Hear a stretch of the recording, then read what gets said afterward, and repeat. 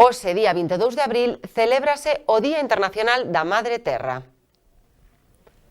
É unha efeméride oficial proclamada polas Nacións Unidas no ano 2009, aínda que teñamos que decir que esta data celébrase realmente dende o ano 1970 co obxectivo de concienciar a humanidade sobre os problemas xerados pola superpoboación, a contaminación, a conservación da biodiversidade e outras preocupacións ambientais.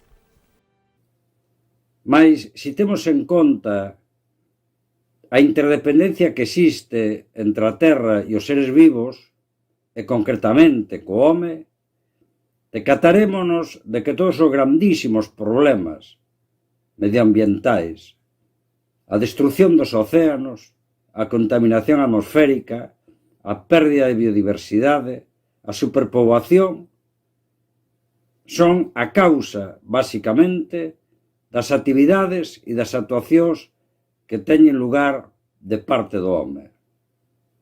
Polo tanto, non debería de ser esta unha celebración puntual, senón que debería de ser un que facer diario por parte do home. A destrucción do planeta conleva nun futuro a mesma autodestrucción do home.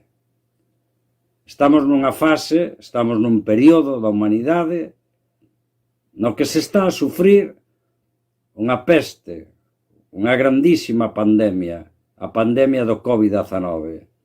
Precisamente, esta significa, desde o meu punto de vista, unha grandísima crise sanitaria, social, económica e, como non, política. Mais, se nos decatamos de cal é a actuación en esta pandemia do home, veremos como o home manifesta unhas actitudes, un esforzo e unha loita continua para vencer ao COVID-19.